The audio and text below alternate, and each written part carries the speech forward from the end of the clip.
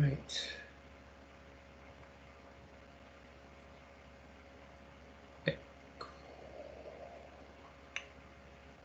So we've already done lesson 1. If you missed lesson 1, you should go back and watch it. It provides some background information, but it's not essential, I don't think. But it provides background information because I'll be mentioning some things in here like BPD UGARD, which you won't know what that means. What do you mean nobody knows what that means?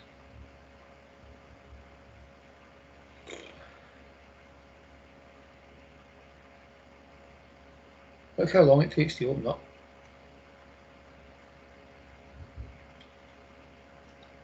Opening desktop app is much smoother than the desktop app than it is. It's 11 screens, 12 screens, yes, that's correct. Yes, 5. That does look getting more pink. Minimise that. Just quickly check my pen's going to work down here. Yes, good, right. Everybody ready to rock and roll then? Here we go. Here we go. Right, okay. Lesson 2. Spanning tree protocols. We looked at these last week, the spanning tree protocol. Do you remember what the spanning tree protocol does? The spanning tree protocol, so there's a switch, there's a switch, there's a switch, and they're connected together like this with double cabling, right? And the reason for that is if one of these cables breaks, the other one kicks in. I've got PCs on here like this, PCs galore, like that, okay? And so what could happen is these things called loops could start to appear. And it's just the way that switches operate by nature is the reason for these loops to occur. So what could happen is like this guy could send a message to this PC here, and the message is placed to the switch, and the switch will then say, oh, I don't have his MAC address. So what he'll do is he will send, he'll flood that message out all ports. So he'll flood it out there, and it'll be received by that switch, and he'll flood it out there, and there, and there. And then what will happen is when this switch receives it, he'll flood it out there, and he'll flood it out there, right? So he's received it 4 times now, this one switch, and he starts to think that MAC address is on that port, on that port, on that port, and on that port. And it just completely messes up the MAC address table, or the CAN tables, it's properly called, I think.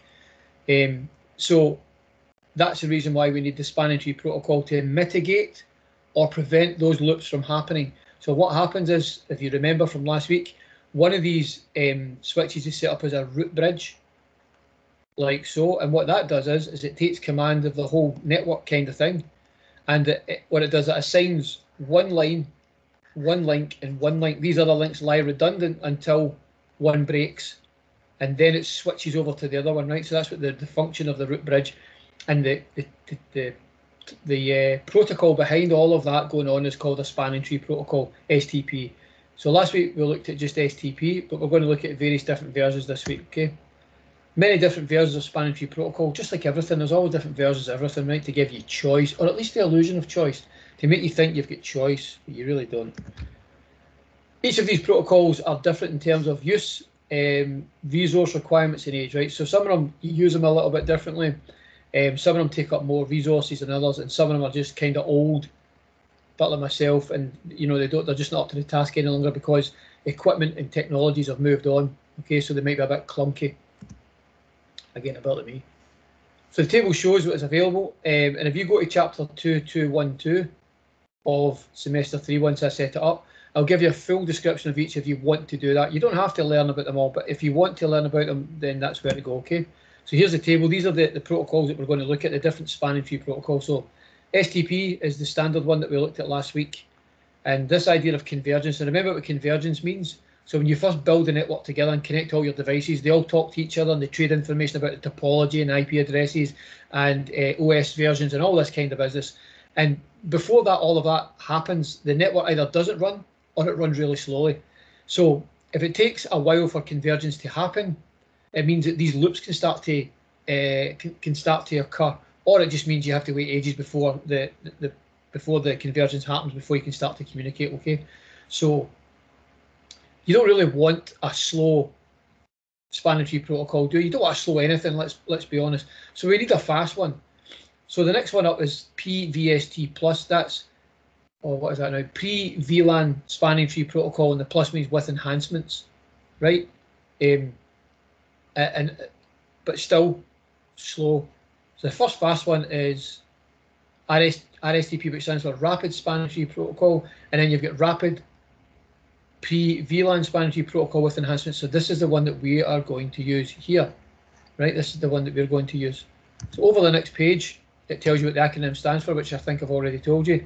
PVST plus, Pre-VLAN Spanning Tree with enhancements. That's what the V plus symbol means. What does all that mean? Doesn't matter what it means. RSTP, Rapid Spanning Tree Protocol, which is the same as the Spanning Tree Protocol, except it's quicker, but still the convergence, as you saw from the table previously, is slow. Rapid PVST plus, which is a combination of both of these.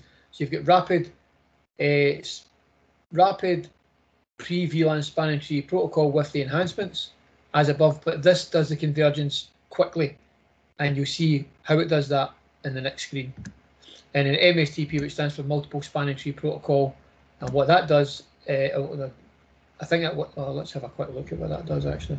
Oh no, it comes up to the next screen. And then STP, the Spanning Tree Protocol, right? So this is kind of like the first one here, and then all of these others are evolutionary versions of STP.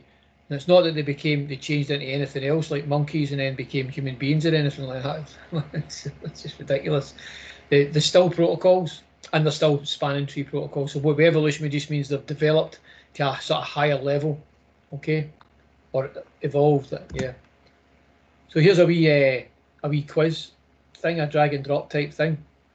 So let's just dive in. Maps multiple VLANs that have the same traffic flow requirements into the same spanning tree instance. That's this one, right? So MSTP, I'm going to say that's that because that M stands for multiple, right? An evolution of STP that provides faster STP convergence, well, that's going to be rapid. Cisco enhancement of RSTP, so that's going to be PVST plus, I think. Oh, I don't know. Cisco enhancement of STP provides a separate 802.1d Spanning Tree protocol for each VLAN. Don't know. I know what to do. That. I was doing well there. I got the first two right. Look. So PVST plus, Cisco enhancement of STP provides a separate 802, right? So that's the STP with enhancements. Rapid PVST plus, which is the same as this except it's faster, which is a Cisco enhancement of that one. STP is the standard one. RSTP is an evolution of this one, and then that is an evolution of that one, and then this one's a separate one altogether, which is still based on the same techniques and technology as STP. Okay, so just in case you're asked any questions on it, there's the answers there. But as I say, you can go back and read that chapters at 2.2.1.1, something like that. You can read it. Configuring Rapid PVST plus. This is the one that we're going to use, as I mentioned at the start. Now, when you're doing this, all of the switches that participate within your topology will be configured with Rapid PVST plus. Okay. So to do this, access the switch's CLI, or if you're doing, well, yeah, access the switch's CLI, that's fine, and enter the following command. So you enable it, config T, spanning -tree mode rapid -PVST. Okay, that's what you need to do this here, and that does it. So what that does is it takes a standard STP protocol, which runs by default, and overrides it and installs in your version this one. Okay, so why do we do that? Because it gives us faster convergence. Remember to do this on all switches within the topology. So not just for the assessment, but in general, if ever you're doing this in the real world, you would enable this on all switches within your topology. Next thing, port fast and BPD UGuard. So BPD UGuard BPDU we've already looked at last week, but we'll give you a quick overview of that again. But port fast and the guard aspect of BPDU are new things. So port fast is a Cisco feature for PVST plus environment. So we're using PVST plus. So then we need to use this port fast thing as well. So what does port fast do? It causes a switch or trunk port to enter the spanning tree forward state immediately. And that's what causes the loops, right? When you first connect these switches up, there's a listening and learning state. you remember with the trade information, oh, this is my OS, what's your OS, and here's a topology map, and all this business. They talk about the topologies to each other and have a wee coffee and they go on and everything. But Portfast, what it does is it bypasses this. It completely bypasses it, so that allows a faster convergence because it's bypassed the convergent state, so to speak. Now, as before, when you do the bypassing, this here can cause the loops to occur. Okay, it can cause your loops to occur on non-trunking ports. So like access ports. So here you have a switch. Here you have a switch. These are connected together. You may have another switch here connected to the router. This might be a trunk. These two could cause loops, and then you've got PCs here like this, right?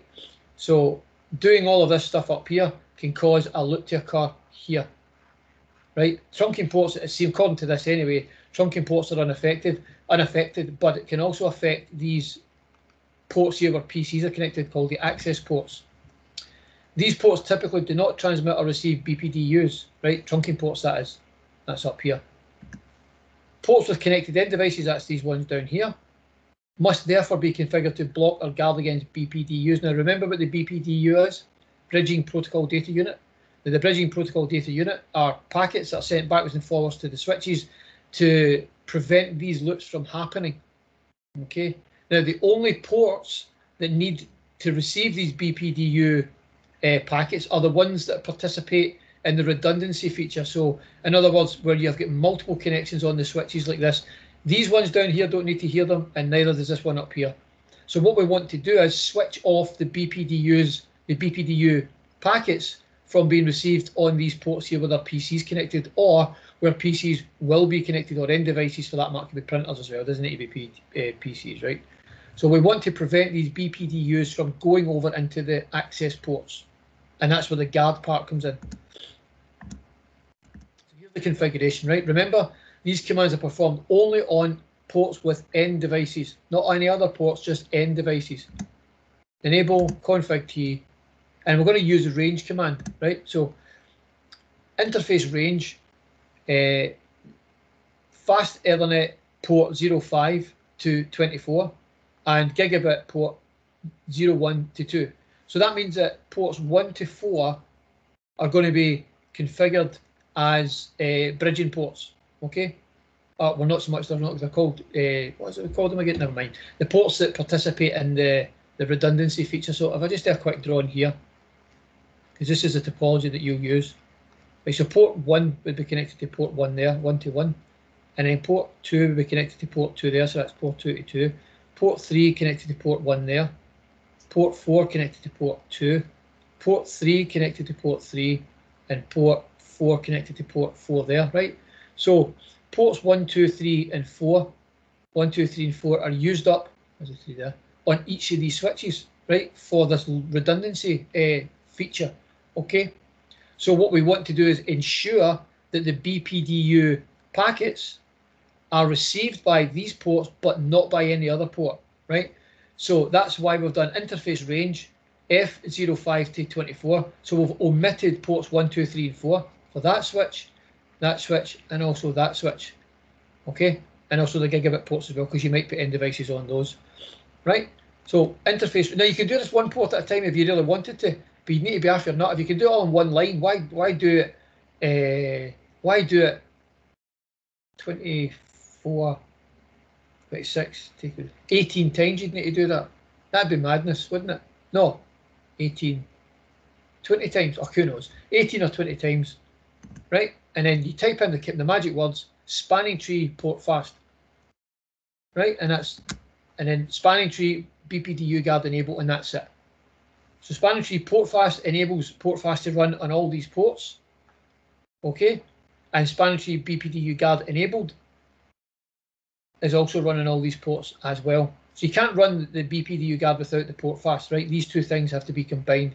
So spanning tree port fast, spanning tree with a hyphen in the middle, remember, BPDU guard enable, and that means that your little network up here will be set up, and once we install the PVST, oh, we've already done that, sorry, did that earlier. That means that these loops will not occur, and all the other devices that are connected here, the end devices, will be protected against the BPDU packets trying to be enabled on those ports.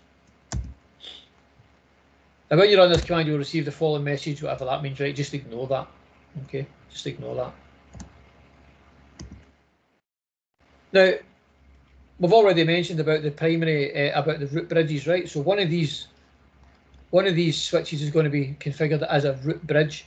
Now, remember how it worked last week? The one with the lowest ID, the lowest bridging ID, is the one that's selected as the switch, right? So that's just, it's a mixture using the IP address, a special ID, and something else, and the network sets itself up automatically. But you might decide that you want this switch here to be the root bridge, and this switch here to be the secondary root bridge. This is the primary, and that's the secondary, right? So that's the one you want to be in charge of all these redundancy loops, okay? And if that goes down, this one's going to kick in and take its place. So you can set this up manually, not allowing the network to do it by itself. How do you do that? Dead easy. So some administrators may wish to set a particular switch as the root bridge, as we just mentioned up here. To do this, the bridge priority value must be adjusted to ensure it is lower than values of all the other switches on the network. So remember, we talked about this thing called the bridge priority. So the lowest value is the one that's selected for the root bridge. Why is that? I don't know. That's just the way Cisco decided, I guess. Okay. But if this one happens to have a higher priority, then that one's not going to be selected. So you have to then adjust it manually so that this one becomes the lower priority and this one becomes the root bridge, the primary root bridge. Two different methods. We're just going to learn one because you only need one, right? So here it is. Here's your wee scenario. So if you get a PC there and a PC there, the packet can go for this PC to that PC, can go that way, or it can go that way, right? So we want to set up these bridges to prevent any loops from happening, okay? Where are we? Spanning tree, right? So here's a command: spanning -tree, VLAN 1 root primary, and that's it. That's this one now configured as the root, and spanning tree VLAN 1 root secondary. That's that one configured as a secondary bridge. So if that one goes down, this one will become the secondary one. Okay. The next screen just gives you a quick overview. Switch 1 root primary. So you enable config T, spanning -tree VLAN 1 root primary, as you just saw in the previous graphic. That's the job done. End. And in the second one, enable config T, then spanning tree VLAN 1 root secondary. So it's exactly the same command, except one's primary, one's secondary. Now, when you're doing the assessment or doing the exercises, it'll tell you which switch to use. Don't decide to yourself, "No, I fancy doing the other one," because it'll mess things up. Just do it as it says, okay? Don't be creative on this. So exercise 1, that's what you're going to create. So as you can see here, the wee graphic that I did at the start is a bit different, right enough. So port 1 here is connected to port 1 here, and port 2 here is connected to port 2 here. Port 3 is connected to port 1. Port 4 is connected to port 2. Port 3 is connected to port 3, and port 4 is connected to port 4. So you can see on each of these switches, port 1, 2, 3, and 4, 1, 2, 3, and 4, 1, 2, 3, and 4. All of these ports are used in this redundancy scenario here, okay? So that's why when we run the BPDU guard and the port fast commands, we do not run it on ports 1 to 4 here, right? Don't run it on ports 1 to 4 here. Ports 1 to 4 here, don't, and ports 1 to 4, that's it, there's the 3 switches. So that means that ports 1 to 4, so this is a 24 port switch. So that means ports 5 all the way up to ports 24 on that switch, and that switch, and that switch will have the port fast and BPDU guard enabled. Try and say that fast, BPDU guard, okay?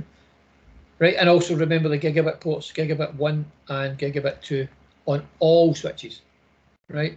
All switches. Once you do the command on this one, you can actually just copy and paste it to the others, save you typing it twice, because that would be an ordeal. And that's the first part of the topology for learning outcome, or for this learning outcome, right? For the assessment. This thing about ether channel, just ignore that just now. That's in a later class, okay? When what we're going to do there is these two links which are participating in redundancy loops at the moment, well then these will be aggregated, combined together to give you a combined bandwidth to make the data traveling between these travel twice as fast. Okay. What would happen if you ran it? It'd probably just cause a conflict. There's one way to find out though. Is try it and see. Try it and see.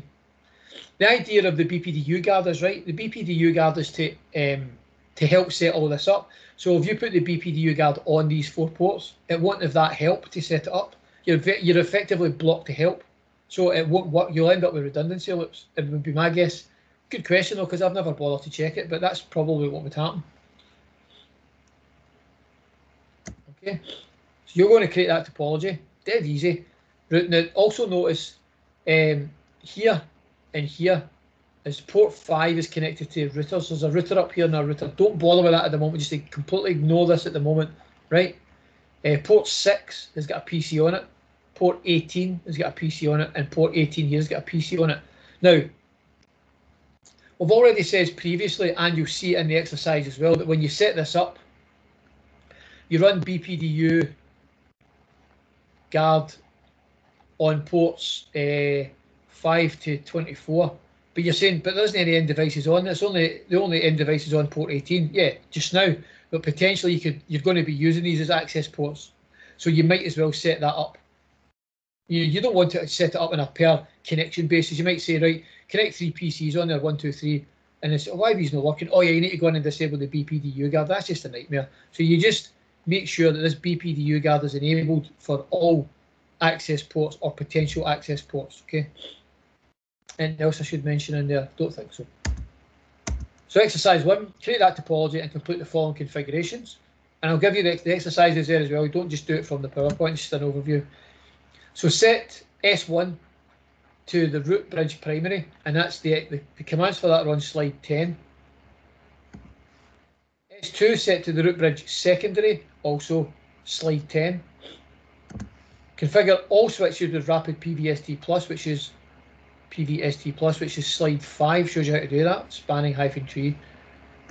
Configure port fasting BPDU guard, and you can see slide 7 for that.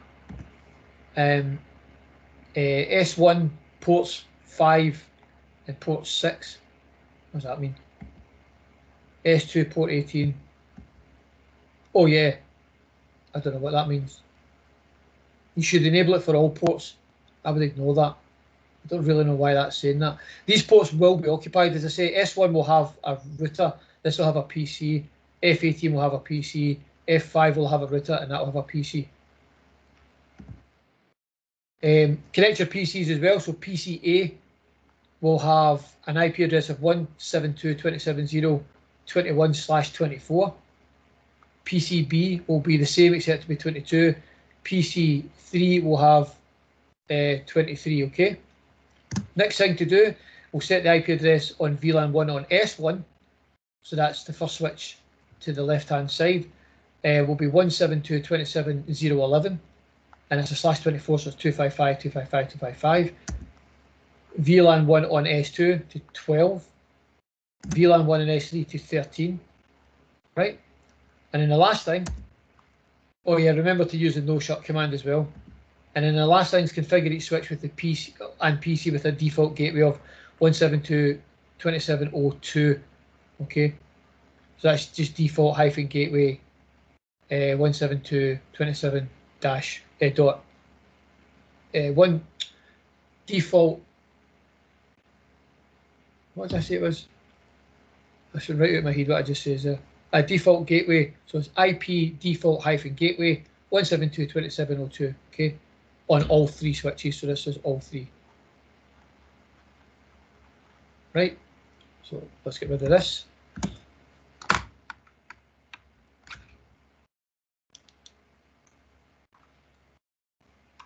I see my mouse is not working. Discard that and minimize this. Open this. Close it again. That's the wrong thing.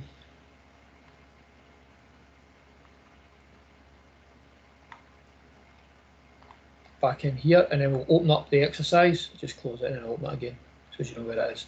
So there's the PowerPoint here, number 2, right? And there's the exercises that are in here. So remember, exercise 1 is based on lesson 2. So you can make sure you download a copy. Don't type directly into the thing on there, right? Do not type directly into the thing on there. Just open it here and quickly go over it.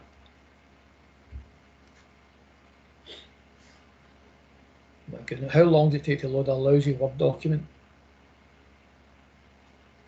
Frighteningly slow. Edit, let's see, can I open this? Opening desktop app, yeah, good.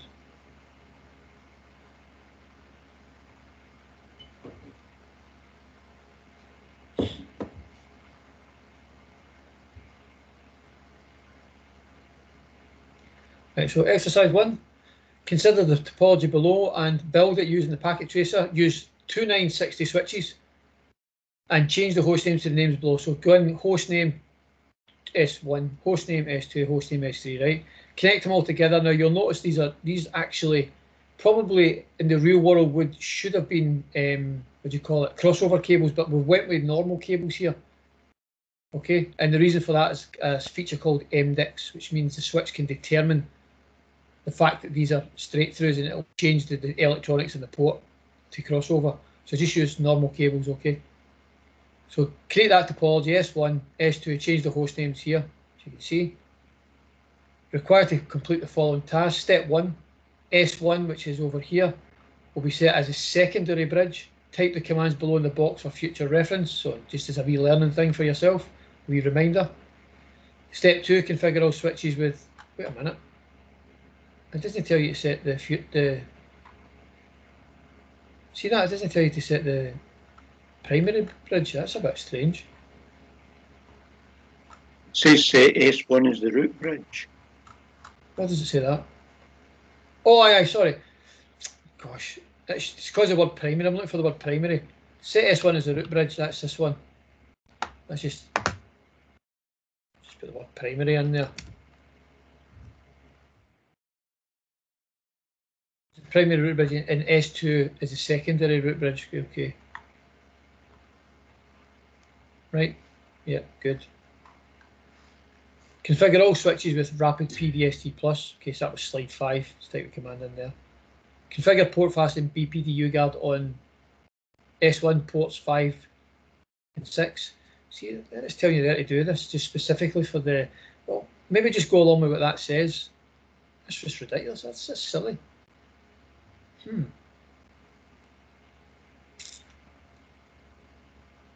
Well, maybe I'll just do that as it says there then. Just do as it says. Okay. Do as it says. Step 4, set the following IP addresses. So the VLAN 1 is already mentioned is 11. VLAN 2 is 12. VLAN 3 is 13. And then, of course, the default gateway setting all switches to 02. And the commands go in there for future reference. Then connect the 3 PCs to the port shown. You must do exactly as instructed. Put them in the ports it tells you to put them. Okay. Because if you don't, the BPD UGuard will be enabled on port 5 and 6. If you plug it into port 8, then it'll cause a conflict. Okay, so you make sure you plug them into the ports it tells you. Stupid.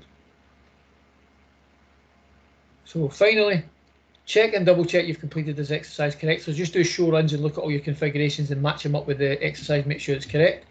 Then save the topology. So in future exercises, you will build upon this topology until it results in a finished topology. And when you have a finished topology, that's the assessment complete. So I'm not going to give you an assessment and say, right, go and do a topology and you have to start from scratch. You'll have already done it by the time you complete these exercises. That's why I'm saying it's essential that you have to attend every one of these classes. There only is 5, I think, another 4 of these to go, and then you'll be on your own after that, will be it finished. So it's strongly recommended to make a backup copy of each time new features are added. So as I've already said, just let me reiterate, next week when you come in, you'll open this up, the one you've already completed, you'll do exercise 2 or exercise 2 based on lesson 3 for next week, but do a save as. So each week you've got a complete version for that week. So in case you need to roll back, you don't have to go all the way back. That's quite straightforward, I think. Any questions about any of that?